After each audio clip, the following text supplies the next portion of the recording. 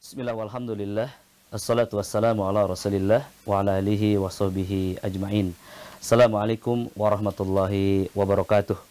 Pada pagi ini, sesi pagi ini, kita akan menjelaskan tentang ruqyah syar'iyah. Bagaimana seseorang bisa sembuh dengan Al-Quran Al-Karim. Ya, slide yang pertama. Ya, materi kita pagi ini adalah tentang alur dan strategi menuju kesembuhan bagi seorang mukmin. Yang pertama, hamba-hamba Allah yang dimuliakan. Setiap orang pernah mengalami sakit. Itu pasti. Bahkan Nabi Shallallahu Alaihi Wasallam pun pernah mengalami sakit. Beliau sakit 3 kali. Sakit yang pertama adalah ketika beliau diracun oleh seorang Yahudi. Ya, beliau diracun dengan racun yang ditaburkan ke dalam daging kambing yang disuguhkan kepada Nabi SAW. Ya. Dan yang kedua adalah ketika beliau kena sihir. Ini seorang laki-laki Yahudi yang menyihirnya. Bahkan disebutkan namanya Labib dari Bani Asam. Ya. Dan yang ketiga adalah sakit menjelang kewafatan beliau. Ya, jadi sakit itu bisa bermakna dia adalah peringatan. Ya, sebagaimana peringatan yang diberikan kepada orang-orang yang beriman, hamba Allah, agar dia kembali beriman. Coronavirus yang kita alami saat ini, yang menjadi pandemik di bumi hari ini, adalah peringatan bagi orang beriman. Betapa tidak hamba-hamba Allah di Syria, hamba-hamba Allah di Syam, Palestina, hamba-hamba Allah di Rohingya, hamba-hamba Allah di Kashmir, India, hamba-hamba Allah di Uighur, China. Ya, mereka telah melakukan lockdown. Mereka terpenjara telah bertahun-tahun, hamba Allah. Mereka dipenjara di negeri mereka sendiri. Dan Allah gambarkan, hamba Allah yang dimuliakan, bagaimana coronavirus itu menyerang paru-paru dan jantung seperti senjata biologi, senjata kimia yang ditebarkan di langit Syam.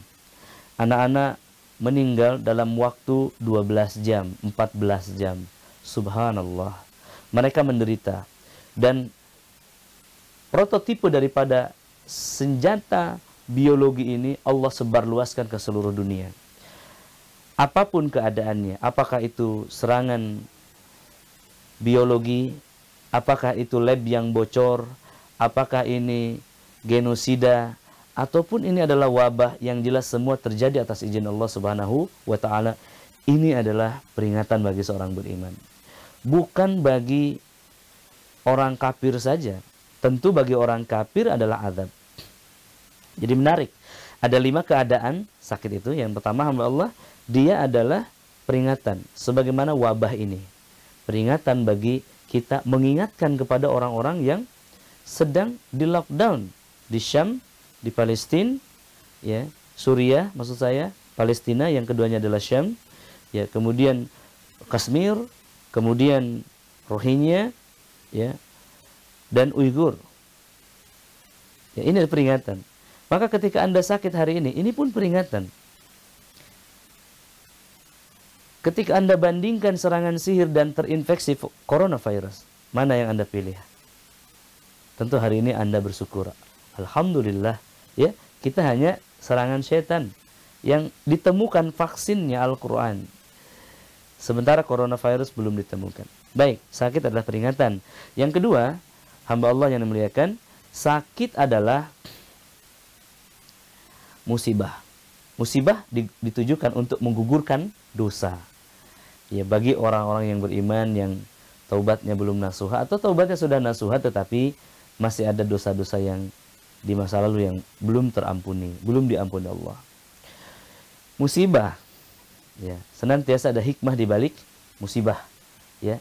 Dan musibah, ya, hikmah pasti lebih besar daripada musibah yang terjadi pada manusia. Ya, hamba Allah. Yang ketiga, sakit itu bisa bermakna ujian. Ujian bagi siapa? Bagi para nabi atau mereka yang imannya mendekati para nabi, ya. Bagi mereka sakit adalah ujian, ya. Mereka bersyukur, ya, ketika dalam sakit tersebut. Maka ketika kita sudah pada level bersyukur karena sakit ini, maka kita sudah mendapatkan posisi para nabi, ya. Iman kita mendekati mereka. Karena bagi orang awam, bagi orang yang tidak paham, bagi orang yang keras hatinya, tidak bisa bersyukur dengan sakit. Baik, yang keempat, hamba Allah, sakit adalah azab. Apa yang membedakan azab dan ujian? Ujian adalah bagi orang-orang yang mengikuti kelas, ya. Orang-orang yang registrasi, orang-orang yang mengikut aturan dosen, aturan guru, belajar, meningkatkan kemampuan, maka akan diuji oleh guru. Setiap hari tidak masuk kelas, bahkan tidak sekolah, bagaimana akan diuji? Itu adalah azab. Azab daripada ketidaktahuan, azab daripada kelalaian. Dan azab juga terjadi yang menjadi simbol maksudnya, ya. Jadi ada ujian dan azab. Apa simbol dari azab ini? Sakit yang terus-menerus yang tidak ada obatnya, ya. Berpuluh tahun. Subhanallah. Ya, kalau seseorang tidak naik kelas, maka dia akan tinggal di kelas yang sama. Begitulah hamba Allah yang dimuliakan. Yang terakhir adalah jalan kematian. Setiap orang pasti mengalami hal ini. Sakit adalah jalan kematian. Karena manusia tidak mati tanpa sakit terlebih dahulu. Atau proses dicabutnya nyawa itu adalah sangat menyakitkan, hamba Allah yang dimuliakan.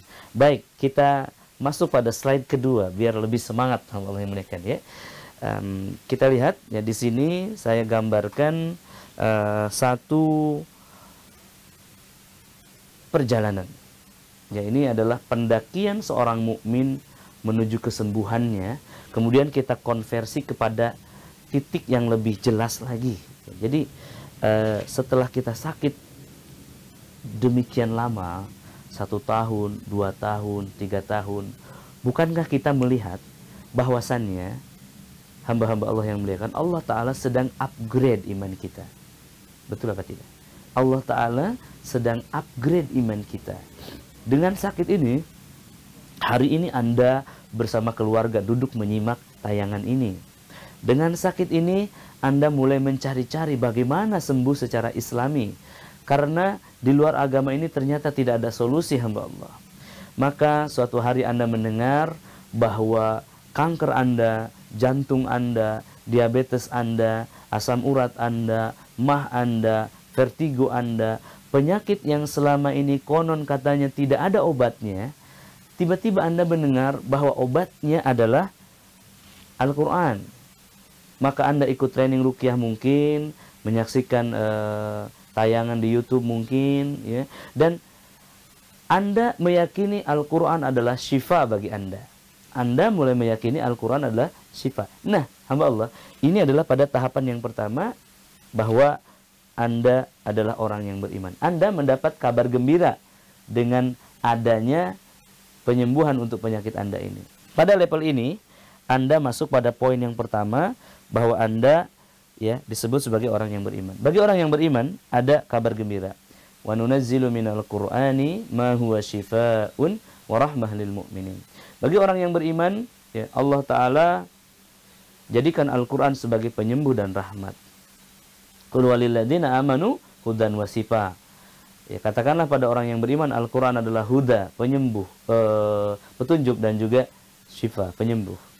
Ya, qad ja'atkum mau'izah min rabbikum wa syifaa'un lima fis sudur. Ya, Al-Quran itu penyembuh bagi penyakit-penyakit yang ada di dalam dada. Hamba Allah yang memuliakan, luar biasa. Tapi dengan meyakini bahwa Al-Quran ini penyembuh Anda belum sembuh, hamba Allah. Ya, Anda belum akan sembuh. Di sini Anda perlu untuk membuktikan iman Anda, membuktikan keyakinan Anda. Maka sampai sini namanya disebut takwa, ya. Wa may yattaqillah yaj'al lahu makhraja. Maka di sini Allah akan berikan jalan keluar. Jadi ketika Anda yakin, lalu Anda melakukan, Anda diberi jalan keluar. Begitu hamba Allah, ya. Yang ketiga, Anda harus istiqomah dalam ketakwaan ini. Ketika Anda telah menjadi orang yang bertakwa, menjalankan apa yang Allah perintahkan dan Anda mengimaninya, maka poin berikutnya adalah harus istiqomah. Di dalam poin ini Allah Ta'ala menyebutkan, innal ladzina qalu rabbunallah tsumma istaqamu tatanazzalu alaihimul malaikah. Maka pada poin ini hamba Allah, Anda diberikan para penolong. Allah turunkan para penolong, ya. Masya Allah, Allah kirim konsultan Anda di tangan Anda hari ini. Sedang Anda saksikan 2 hari hamba Allah. Gratis dan simple. Anda bisa saksikan di tangan Anda sambil jalan, sambil safar atau di rumah. Anda bisa ulang-ulang, bahkan Anda bisa mencatatnya. Ya, ini adalah malaikat Anda, pertolongan dari langit. Ya, ketika Anda istiqomah. Maka sampai sini belum sembuh juga, ikhwan. Ya, selanjutnya adalah tawakal. Tawakaltu 'ala Allah, ya. Allah Ta'ala mengatakan, innahu laisa lahu sultanun 'alal ladzina amanu wa 'ala rabbihim yatawakkalun. Sesungguhnya setan tidak bisa menguasai orang-orang yang beriman dan bertawakal kepadanya. Ini poin keempat. Maka sampai poin ini insya Allah Anda akan sembuh hamba Allah. Ya, pada poin ini anak akan sembuh. Kenapa? Karena setan tidak bisa bertahan ketika dihadapkan pada orang yang bersabar.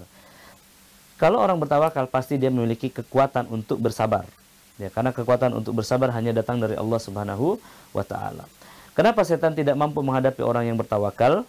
Karena setan tidak diberi pahala atas kesabarannya dan manusia mendapatkan pahala daripada kesabarannya. Ya, barakallahu fikum. Jadi senantiasa hikmah lebih besar daripada musibah yang dialami. Baik, Imam Ibnu Jauzi rahimahullah, beliau mengatakan, ya, sakit itu musibah dan istighfar adalah obatnya. Maka manusia akan sembuh atau manusia disebut sembuh ketika dia tidak lagi melakukan dosa tersebut. Ya, ini quotes of the day, ya hamba-hamba Allah yang muliakan. Selanjutnya hari ini mari kita lihat hamba-hamba Allah yang muliakan, kita akan pelajari ya bahwa di dalam syariat Islam itu disebutkan ya 2 jenis penyakit. Maknanya sakit itu hanya ada 2 jenis. Ya, yang pertama adalah sakit jasad. Ya, sakit jasad atau sakit jasmani. Ini disebut ad-dawa. Ya, kita lihat di layar ya. Sakit jasad ini namanya ad-daun, obatnya adalah ad-dawa ya. Sakit jasad namanya ad-daun, sekali lagi obatnya ad-dawa. Dawa adalah obat bagi penyakit-penyakit jasad. Untuk mendapatkan ad-dawa kita harus pergi ke tabib. Siapa tabib itu? Orang yang mengetahui jenis-jenis obat untuk jenis-jenis penyakit. Kenapa demikian? Rasulullah SAW mengatakan, likulli da'in dawaun. Setiap penyakit ada obat untuknya. Faida usibu dawa udai baro'a biiznillahi ta'ala. Jadi kalau obat itu cocok dengan satu penyakit, obat itu bertemu dengan penyakit, siapa yang mempertemukan obat dan penyakit? Dokter, tabib. Maka sembuhlah dia atas izin Allah Subhanahu wa Ta'ala. Di sini ada kaidah khusus. Penyakit fisik atau penyakit jasmani itu hanya akan sembuh kalau obat bertemu penyakit hamba Allah dan obatnya tepat. Ya, penyakit apa ini?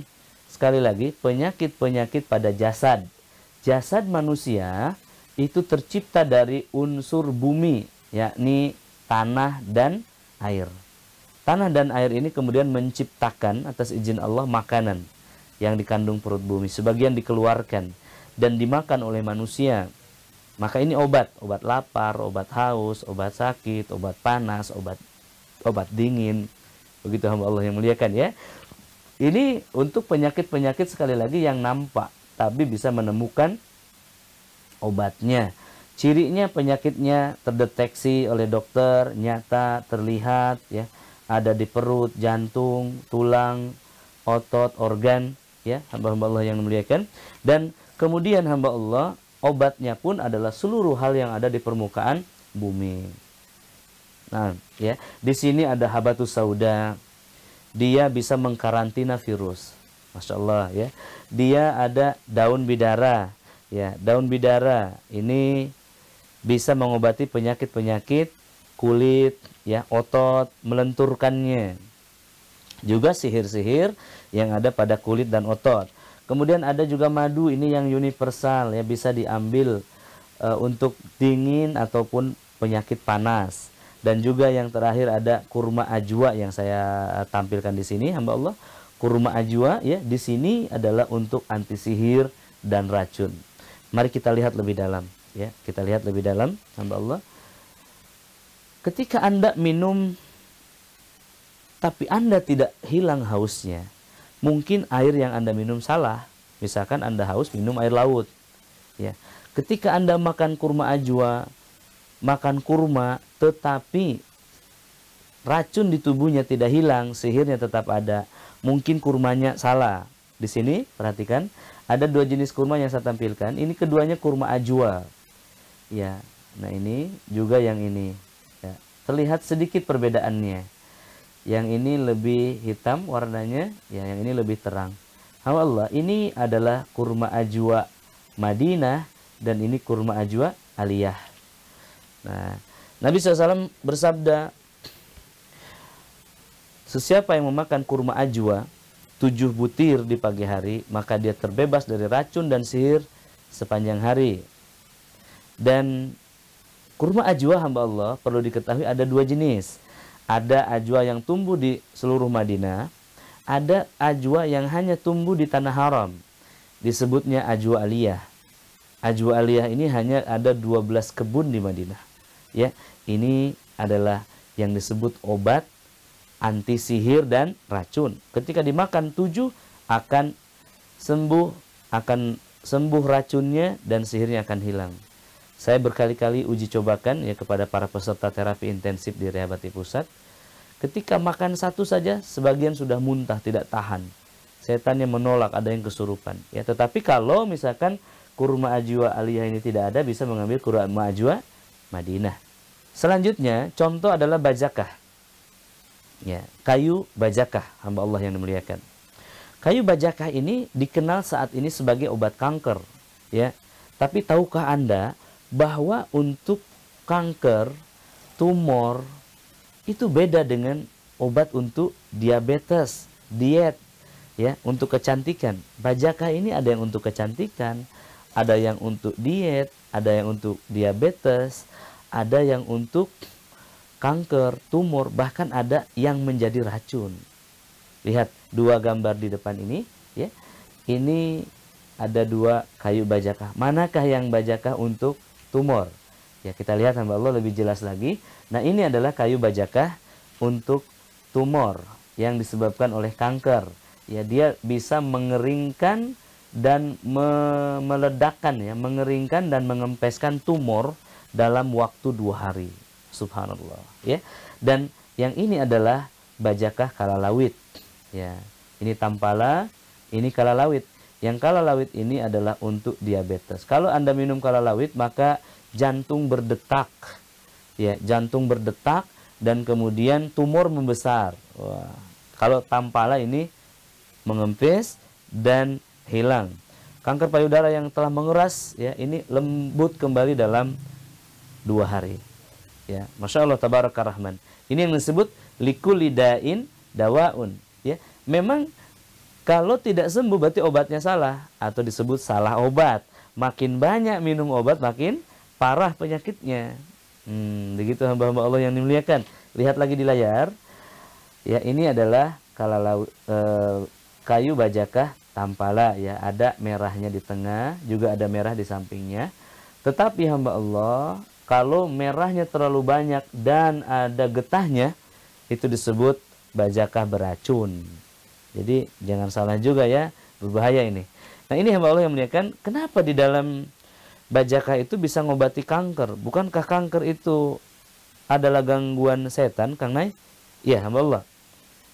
Kanker adalah gangguan setan yang terjadi pada sel manusia. Setan yang menyebabkan mutasi pada sel secara abnormal. Pemicunya tidak diketahui. Baik, kita akan bicara kanker besok sore ya, nanti sore ya. Tapi kita akan bicara sedikit di sini. Kenapa bajaka itu mengobati kanker?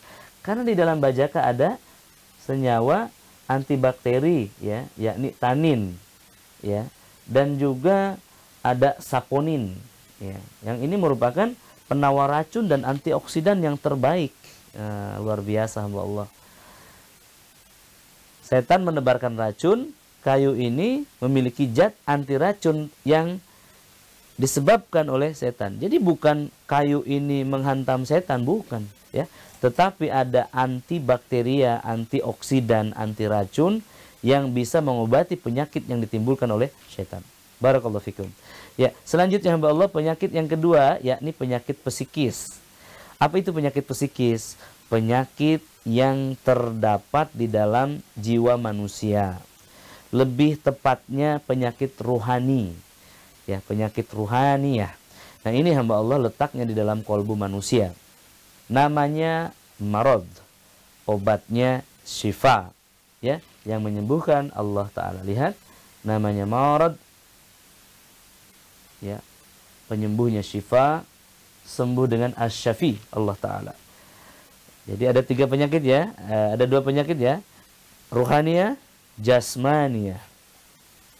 Baik, hamba Allah yang muliakan. Untuk penyakit ruhani ini obatnya syifa, syifa dibagi 4. Yang pertama adalah salat, yang kedua adalah Al-Quran, yang ketiga adalah ilmu, yang keempat adalah zikir. Nah, kalau seseorang gelisah tentang kehidupan dunianya, maka dia perlu nasihat ya, konsultan mengenai bisnisnya. Kalau dia gelisah tentang akhiratnya, maka dia perlu konsultan akhirat. Nah, hamba Allah, ilmu aktif, mencari ilmu aktif, tapi pasifnya adalah meminta nasihat atau dinasihati. Baca Quran itu tilawah aktif ya, dan pasifnya adalah diruqyah. Salat aktif, pasifnya disolatkan. Zikir aktif, pasifnya ditalkin. Ya, ini dia. Ini adalah obat-obat untuk penyakit ruhani. Ustaz, saya sudah obati penyakit ruhani saya, Ustaz. Saya sudah tilawah, saya sudah sholat, saya sudah zikir, dan saya rajin ikut kajian. Tapi kenapa saya masih sakit? Perhatikan. Pertama, kalau Anda klaim sudah sholat namun belum sembuh, kurang khusyuk sholatnya. Pasti ya jawabannya. Anda sudah tilawah, sudah ngaji, tapi tidak sembuh, kurang banyak. Ya, ada hamba Allah di Makassar, itu beliau baca Al-Baqarah 7 putaran satu hari. Hari kedua dia mencoba untuk ngejar 7 putaran. Di hari kedua tidak mampu, tumbang. Di putaran kelima, pingsan, beliau dibawa ke rumah sakit dan dokter keheranan. Ini Anda minum obat apa? Siapa yang mengobati Anda? Kenapa sel kanker darah yang sudah stadium 4 itu hilang total semuanya? Ya, kurang banyak hamba Allah. Ustaz Nay, apakah berlebihan baca Al-Baqarah 7 putaran? Tidak. Tidak semua harus 7 putaran hamba Allah. Ada yang perlu cukup membaca ayat kursi, setan tidak masuk. Ada yang perlu 10 ayat Al-Baqarah, baru dia sadar kembali. Ada yang perlu seluruh Al-Baqarah. Ada yang perlu 7 putaran. Ya. Bahkan ada yang baru sembuh setelah hafal Al-Baqarah plus Al-Imran. Allahu Akbar. Luar biasa hamba Allah yang muliakan. Ya, jadi ketika Anda mengatakan, saya sudah berzikir, saya sudah sholat, saya sudah tilawah, saya sudah ke kajian, tapi belum sembuh, kurang banyak. Ustaz, apakah kajian itu harus 24 jam? Maksud Ustaz, kenapa kurang banyak? Hamba Allah, rata-rata orang ke kajian seminggu sekali. Kajian ilmu akhirat itu makanan bagi akal. Ya. kuliah di kampus itu makanan bagi akal. Kadang orang kuliah 9 tahun untuk akhirat hanya 1 jam. Tidak berimbang, kurang banyak. Betul kurang banyak. Ustadz, saya sudah sekolah di madrasah Islamiyah sampai kuliah dan cum laude, saya doktor, tapi kenapa saya masih kena sihir? Nah, ikhwas sekalian, Anda perlu ilmu yang spesifik untuk penyakit Anda, yakni At-Tibb An-Nabawi, lebih khususnya ilmu Al-Quran ini insya Allah. Nah, ya insya Allah bisa dipahami ini hamba-hamba Allah yang muliakan. Jadi penyakit psikis itu jelas, nampak, obatnya jelas, ya, arahnya pun jelas, strateginya jelas.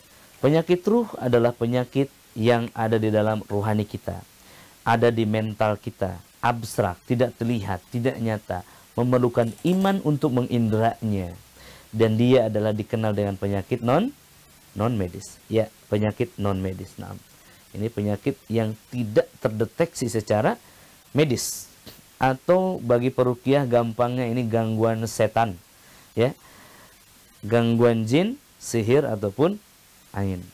Ya, jin itu disebabkan oleh, gangguan jin itu adalah penyakit yang disebabkan oleh jin yang tinggal di tubuh manusia. Ya, cirinya ada 7, sakit di mata, telinga, kepala, pundak, belikat, tulang punggung, dan ulu hati. Ya. Sihir, ini penyakit yang ditembakkan atau pengaruh negatif yang datang kepada tubuh dan akal kita. Ya, ini ada 10 jenis sihir. Ya, dan juga ain. Ini akan dibahas habis duhur insyaallah. Ya, ikhwas sekalian. Baik. Lalu apa yang harus dilakukan ketika kita mengalami sakit ruhani dan juga sakit jasmani ini? Ya, hamba-hamba Allah yang dimuliakan, ketika penyakit ruhani maka Allah Ta'ala mengatakan, ya, ini adalah perkataan Nabi Ibrahim alaihissalam di dalam Al-Quran, wa idza maridtu fahuwa yastin. Dan ketika aku sakit, maka Allah lah yang menyembuhkan. Ada karakter penyakit yang ketiga hamba Allah. Baik, saya berdiri lagi ya. Ya sekalian, ya, penyakit yang ketiga ini kita lihat di layar adalah penyakit-penyakit dari gangguan psikis atau ruhaniah manusia yang berimpak kepada fisik. Psikis lebih tepatnya adalah jiwa. Ya. Penyakit pada jiwa karena kurangnya ilmu akhirat, hamba Allah yang muliakan. Maka di sini hamba Allah, contoh seseorang marah, maka jantungnya berdetak kencang, berdebar kencang, ya, panas, overheating. Nah, dia sakit jantung, ya, sumbatan darah menuju jantung, pembengkakan jantung. Kemudian yang kedua adalah lambung. Ya, ketika jantung dipacu, ya, perasaan bergejolak, maka kepala, aktivitas otak di kepala pun meningkat sehingga timbullah asam lambung. Baik, saya ingin detailkan sedikit hamba Allah. Asam lambung adalah satu gas, ya, satu energi yang melepuhkan, mengunyah makanan dalam waktu cepat. Oke, jadi kalau misalkan asam lambung itu dimasukkan ke dalam botol, lalu kita celupkan jari kita di botol, maka kulit dan tulang ini akan hancur dalam waktu cepat, melepuh. Luar biasa ya. Maka lambung kita ini didesain sedemikian rupa oleh Allah Ta'ala untuk menjaga asam itu untuk melumatkan makanan. Nah, bagaimana ketika, ya, asam lambung itu bertambah dari pikiran? Karena gejolak perasaan menimbulkan gejolak pikiran atau ada aktivitas tambahan pada sel-sel otak manusia, dia akan mengirimkan listrik, ya, bioelektrik ke dalam jantung, asam lambung lebih kuat lagi, maka itu akan menyebabkan lambung luka. Kalau luka lambung, maka penyakit yang akan timbul adalah vertigo, ya, vertigo atau vertigo. Ini sakit kepala yang luar biasa membuat seseorang itu tidak bisa berdiri. Senantiasa ada hubungan antara jantung, kepala, dan lambung. Ini yang tidak pernah dipelajari oleh para ahli kesehatan barat, ya, adanya hubungan antara kondisi ruhaniah seseorang dengan kondisi otak manusia, kondisi fisikis manusia, dan juga kondisi tubuh. Ya, kita akan lihat hamba-hamba yang muliakan. Selanjutnya Saya ambil satu contoh. Ya, di sini ada kanker. Ya, ini adalah, ya hamba Allah yang muliakan, kanker itu adalah penyakit yang disebabkan oleh pertumbuhan sel abnormal yang tidak terkendali dalam tubuh sehingga merusak sel normal di sekitarnya dan bagian tubuh yang lain. Maksudnya hamba Allah, kanker itu adalah sel. Jadi virus yang masuk ke dalam sel, lalu kemudian sel ini bermutasi secara liar. Begitu ya. Baik, ini adalah contoh kanker stadium 1. Lihat akarnya baru 1 ya. Dan ini sebelahnya adalah kanker stadium 2. Ini sudah berakar 2. Ya, sebagian 3 dan 4. Maka kalau sudah berakar 3 namanya stadium 3, dan kalau sudah meledak itu adalah stadium 4. Subhanallah. Ya, hamba Allah yang muliakan, untuk mengobati kanker ini bisa mengobati kankernya dengan mengebomnya atau disebut kemoterapi. Kemoterapi baik yang oral ataupun yang diinjek ini adalah mengebom ya. Ngebom sel kanker di dalam tubuh. Tapi kalau Anda menaklukkan musuh dengan bombing, yang hancur bukan 1-2, tapi satu kampung, satu negara. Nah, hamba Allah yang muliakan, maka begitupun kemo, yang dibom itu adalah 20% sel kanker, yang hancur 80%. Kalau sudah 8 kali kemo, maka apa yang terjadi hamba Allah? Mulai adanya kerusakan pada jantung dan paru, mulai sesak dan mulai lemah. Kalau sudah 16 kali terapi, rambut mulai rontok, lidah tidak berasa lagi, ya. Dan apa yang terjadi hamba Allah? ICU. Ini adalah SOP yang memang demikian dalam pengobatan barat, ya. Kenapa? Apakah Ustadz Nai tidak ridho dengan kemoterapi? Saya tidak ridho, ya. Dan dokter-dokter muslim pun tidak ridho. Mereka tidak mau, hanya meminimalisir penyakit memang bagaimana. Dan kami temukan satu pengobatan hamba Allah yang ini telah ditemukan 14 abad silam. Rasulullah SAW mengatakan, likulli da'in dawa'un, fa idza usibu dawa'u da'i bara'a bidillahi ta'ala. Setiap penyakit pasti ada obatnya. Hari ini ditemukan obat kanker, bajakah. Tampalah. Kalau Anda ingin obati fisiknya, maka bajakah. Di situ ada saponin, ada tanim, ya, dan lain-lain, antibakteri dan antioksidan di sana. Tapi kalau Anda ingin mengebom, Anda ingin membunuh sesuatu yang masuk ke dalam virus ini sehingga dia bermutasi, ya, energi negatif atau radikal bebas atau kami sebut setan, ini obatnya adalah Al-Quran. Kenapa demikian? Sel otak, neuron, ya, termasuk di dalamnya lebih dalam lagi gen-gen manusia, ya, itu adalah berupa informasi yang bergetar, ya, berupa satu partikel atau satu zat yang dia bergetar mengeluarkan informasi. Maka getaran tersebut dipengaruhi oleh getaran dari luar. Hamba Allah, getaran sel-sel otak yang bergetar ini dipengaruhi oleh getaran dari luar. Maka terciptalah terapi musik, namun kami meyakini Al-Quran adalah yang terbaik. Ya, Imam Ibnu Taimiyah mengatakan tidak ada satupun penyakit yang bisa bertahan ketika di hadapan pada Al-Quran. Ini rekaman, ini adalah foto di mana, ya, timbul cahaya pada sel setelah dibacakan Al-Quran. Ya, sangat indah sekali hamba Allah yang muliakan. Maka di sini kita harus berpikir ulang. Apakah kita harus melanjutkan minum obat ini hamba Allah, atau kita beralih pada pengobatan nabawiyah yang dijamin keamanannya dan juga berpahala? Pertanyaannya, ya, kapan terakhir kali Anda konsumsi obat? Hamba Allah, hipertensi, darah tinggi, untuk menurunkan tensinya minum obat. 1 hari 1 kapsul, kalau 1 bulan 30 kapsul.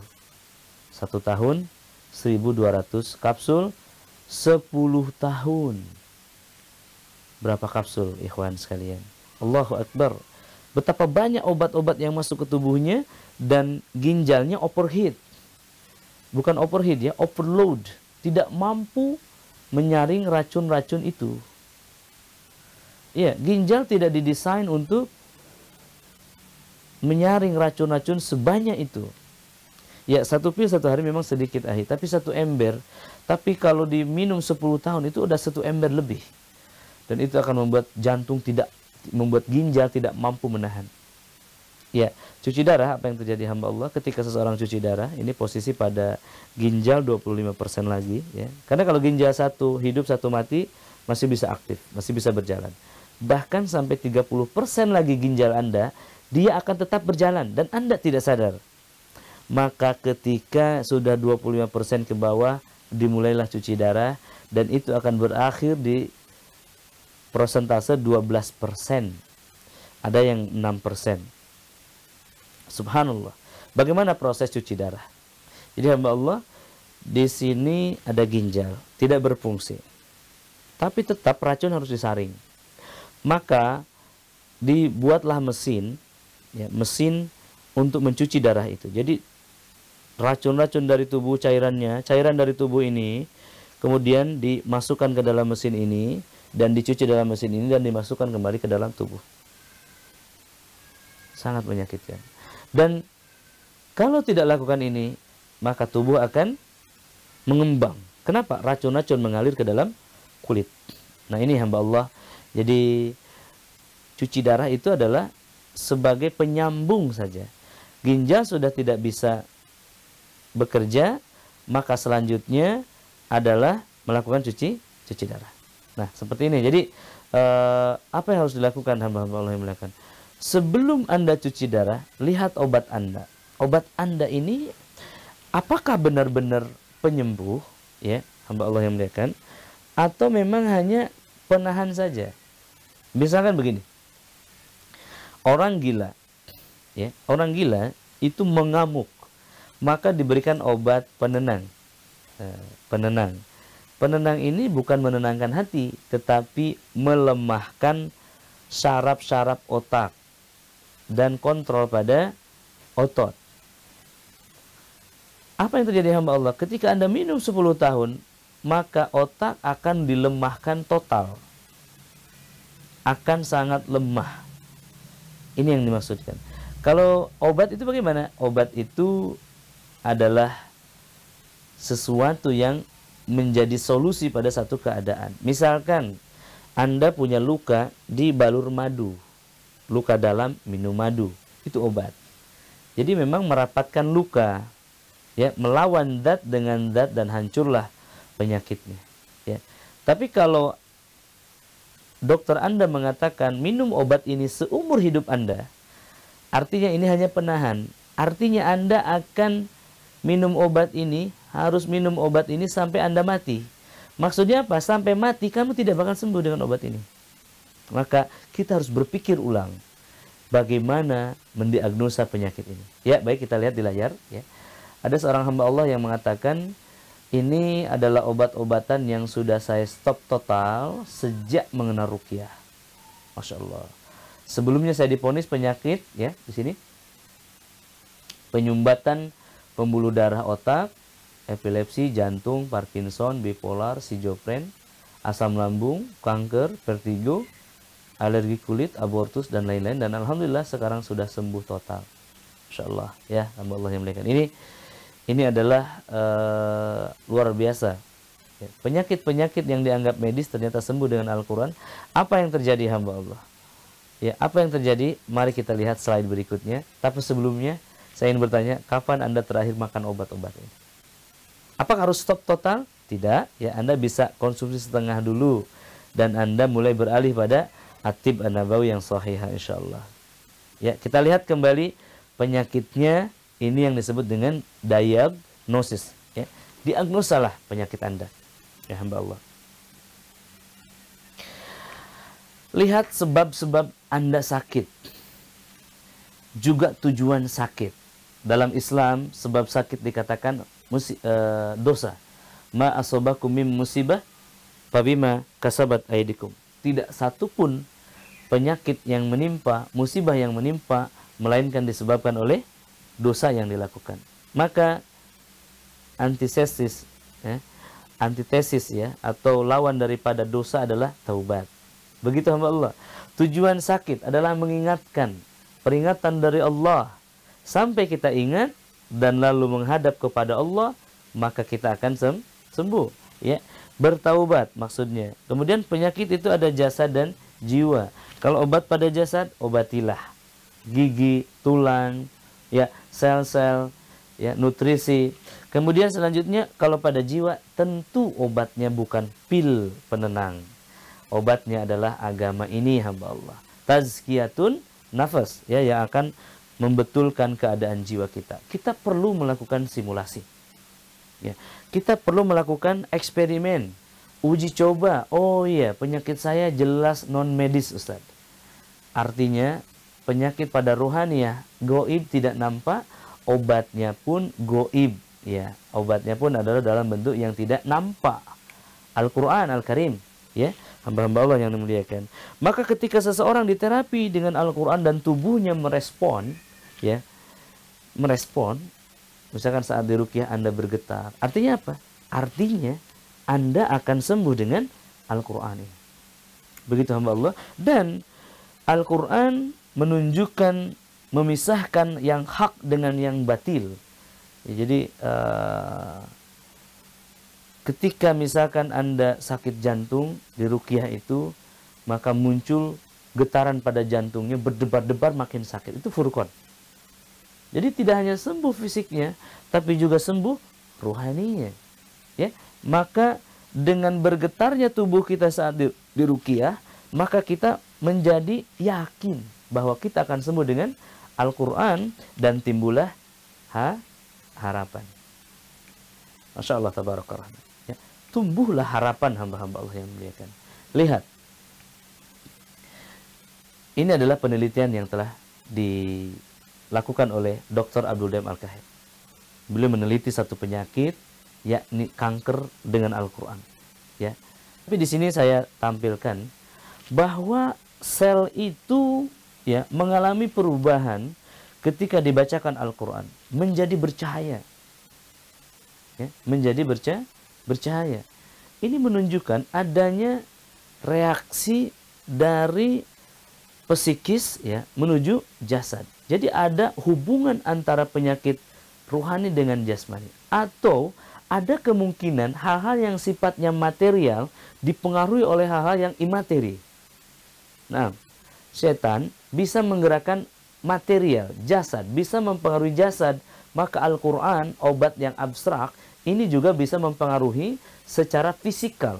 Ini faktanya. Sel berubah ketika dibacakan Al-Quran. Masya Allah. Ya, hamba-hamba yang muliakan. Mari kita lihat yang berikutnya. Sel darah sebelum dan sesudah dibacakan Al-Quran.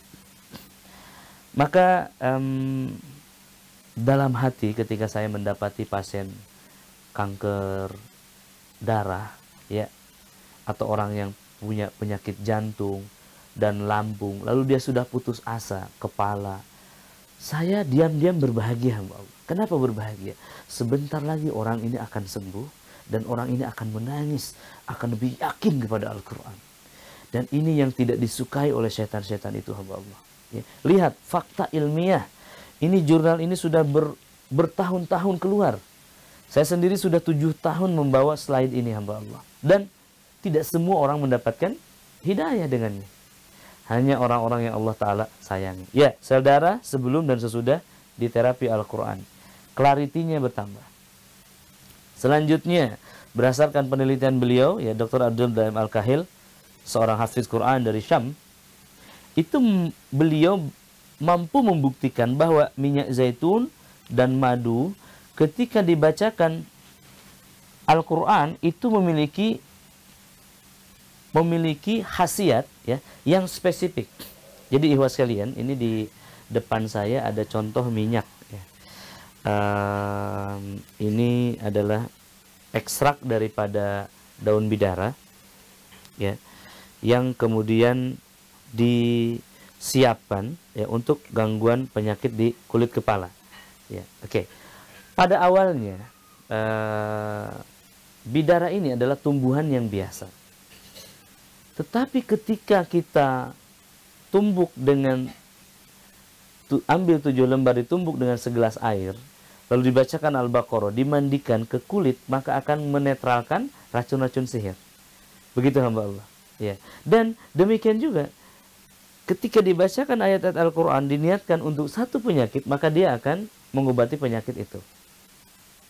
Oke, ada satu penelitian tentang puasa, ya hamba Allah. Jadi kalau seseorang setiap pagi makan jam 8, ya, maka jam 8 itu dia akan lapar. Ya, kalau seseorang sarapan pagi biasa jam 8, maka setiap jam 8 perutnya sakit. Kalau sarapannya jam 10 dan terbiasa jam 10, maka jam 10 perutnya sakit. Di kampung waktu saya masih kecil, itu makan pagi itu setengah 6. Maka bangun subuh itu lapar. Nah, apa yang terjadi tiba-tiba lapar di waktu-waktu tertentu? Kenapa? Karena ada satu kebiasaan di mana asam lambung itu keluar, masuk ke lambung itu di jam biasanya kita makan. Ya, terasa perih, pedih. Nah, ikhwas sekalian, ketika seseorang puasa, maka subuh hari dia meniatkan seharian dia tidak makan atau yang disebut niat puasa, maka sepanjang hari perutnya tidak akan perih. Dan itu terjadi di hari ke-3 atau ke-4 setelah dia membiasakan puasa. Luar biasa tidak? Artinya apa? Asam lambung yang keluar dari otak manusia itu diperintahkan. Asam lambung yang keluar daripada otak manusia, maksudnya asam lambung yang diperintahkan oleh otak manusia itu dikontrol oleh hati, niat di hati. Barakallahu fiik. Ya, ini jadi beliau Abdul Daim Al-Kahili ini mengatakan bahwa zaitun atau habatus sauda yang diruqyah, madu, itu memiliki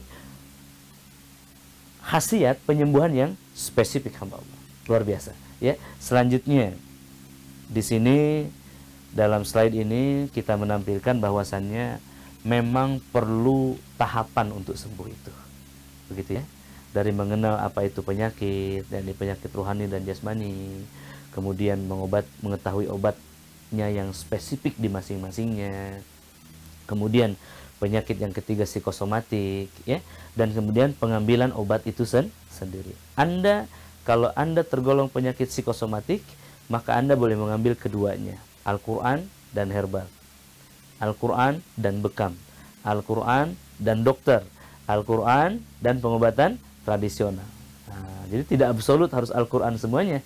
Ketika penyakit itu sudah kena ke tubuh, maka perlu obat-obat yang fisikal. Begitu hamba Allah yang muliakan. Dan ini, disinilah kita perlu eskalasi ya, perlu tahapan. Dan dalam proses pengobatan itu ada healing crisis, ada sakit yang menunjukkan proses penyembuhan. Ya, beberapa waktu lalu ada seorang hamba Allah yang beliau beli madu kami ya. Beliau mengatakan, Ustadz, ketika saya beli madu Ustadz, maksudnya madu Yaman ya, kok saya malah merasa semakin sakit. Jadi perut saya sakit Ustadz. Begitu beliau mengatakan. Dan ini bukan karena madu itu jelek ya, tetapi karena di dalam madu itu memang ada obat yang luar biasa untuk penyakit di tubuhnya. Jadi madunya cocok dengan penyakitnya. Ketika diminum malah makin sakit. Ada yang makin gatal-gatal Ustaz. Ini menunjukkan adanya detoksifikasi atau pengeluaran racun-racun di dalam tubuh seseorang itu. Ya, begitu hamba Allah. Maka alhamdulillah ya, ketika penyakit sihir itu ya berakibat ketika minum madu, misalnya ketika minum habatus sauda, artinya penyakitnya nampak di permukaan ya. Senantiasa ada proses. Baik, hamba Allah yang muliakan, selanjutnya kita ulang kembali ya tahapan, karena kita sedang belajar alur strategi menuju kesembuhan. Jadi yang pertama kita mendiagnosa penyakit, yakni membedakan penyakit gangguan sihir atau jin. Atau diagnosa ini juga memisahkan ya, melihat penyakit ini peringatan, ujian, musibah, azab atau jalan kematian, dan juga kemudian selanjutnya ya memutuskan untuk mengambil obat itu sendiri ya. Obatnya sendiri apakah yang fisikal ataupun yang Al-Quran. Kalau penyakitnya pada akal, obatnya Al-Quran, amal-amal soleh, zikir, nasihat, ya, ilmu. Kalau penyakitnya pada fisik, tentu adalah karena dia telah mempengaruhi fisik, obatnya adalah berbentuk fisikal. Ya, di sini hamba boleh melihatkan. Kemudian langkah selanjutnya adalah di terapi ya, sesuai pemisahan tadi. Ya, setelah diterapi berulang-ulang, kemudian dilakukan ruqyah mandiri. Nah, pada ruqyah mandiri ini kita mengambil herbal-herbal yang disunahkan, herbal-herbal yang sesuai, ya hamba Allah yang muliakan, herbal-herbal yang sesuai dengan penyakit Anda. Ya, proses ruqyah mandiri ini, yakni seseorang bisa melakukan penyembuhan sendiri pada penyakitnya. Kalau di ruqyah mandiri tidak sembuh juga atau tidak kunjung sembuh, maka poin terakhir atau langkah terakhir adalah hijrah, ya, yakni mengubah orientasi jiwa kita. Jadi mengarahkan jiwa, ambisi kita ini kemana. Kalau seseorang itu ambisinya akhirat, maka yakin dia tidak akan stres, yakin dia tidak akan susah hidupnya. Karena sedikit sekali yang harus dilakukan ya kalau tujuannya akhirat. Dalam hal ini tidak banyak ya, tidak banyak bekerja secara fisikal, tetapi bekerja secara ruhani ya. Ya, bersabar, bersungguh-sungguh, ya, beriman, bertawakal kepada Allah Subhanahu wa taala. Ya. Jadi bagaimana Ustaz? Saya sudah ruqyah sudah, salat malam juga sudah, zikir juga sudah, tetapi tidak kunjung sembuh, bagaimana? Ya hamba Allah, ya. Ketika kita semua sudah dilakukan namun juga belum ada perubahan, ya, maka ada hal lain yang perlu diketahui ya, bahwa pekerjaan, ya, lingkungan, kebiasaan kita juga sangat mempengaruhi tubuh kita. Mungkin kerjanya masih di riba, mungkin masih kerja di tempat riba maksudnya, ya, mungkin juga ya hamba-hamba Allah masih melakukan kesyirikan yang dibenci, masih melakukan kemaksiatan, maka harus hijrah. Ya, ingat saat hijrah poin-poinnya orientasi jiwa. Maksudnya tujuan akhir daripada hidup kita ini apa? Ya, mengubahnya tadinya dunia menjadi akhirat. Kemudian action, memulai dengan hal kecil. Jadi memulai daripada hal yang kecil. Dari hal kecil. Dari mulai cara bicara, cara komunikasi, ya, tujuan hidup. Ya, mulai istighfar, mulai meninggalkan yang mampu kita lakukan ya. Kemudian prioritas, mulai perhatikan salat dan kewajiban-kewajiban yang Allah Ta'ala perintahkan pertama kali, karena tidak ada hal yang lebih Allah cintai daripada hal yang telah dia wajibkan, kata Nabi SAW. Ya, kemudian mengubah lingkungan, ya, teman-teman yang positif, unfriend teman-teman yang negatif. Ya. Kenapa? Karena dia synchronizing, dia mengsinkronisasi keburukan ke dalam diri kita. Kalau temannya baik, maka mengsinkronisasi kebaikan. Tambah ilmu, ya, tambah ilmu, iwas kalian, ya, membaca buku, ikut kajian-kajian, ya, kalau masih muda kuliah lagi, ya, nah ini, dan mohon kepada Allah Ta'ala istiqomah, ya, karena istiqomah ini berat dan pertolongan akan muncul ketika seseorang itu telah istiqomah, ketika dia telah terus-menerus dalam ketaatan, ya, begitu hamba-hamba Allah yang muliakan. Innal ladzina qalu rabbunallah tsumma istaqamu tatanazzalu alaihimul malaikatu alla takhafu wa la tahzan. Demikian. Jadi kalau Anda hanya mengambil ruqyah saja, maka Anda hanya mendapati 5%. Ya. Kalau Anda bisa melakukan ruqyah mandiri, itu 3 kali lipat daripada ruqyah itu sendiri. Kalau Anda hijrah, 10%-nya Anda tambahan, ya. Dan kalau Anda melakukan tazkiyatun nafs, penyucian jiwa dan mengarahkannya, ini 70% menuju kesembuhan.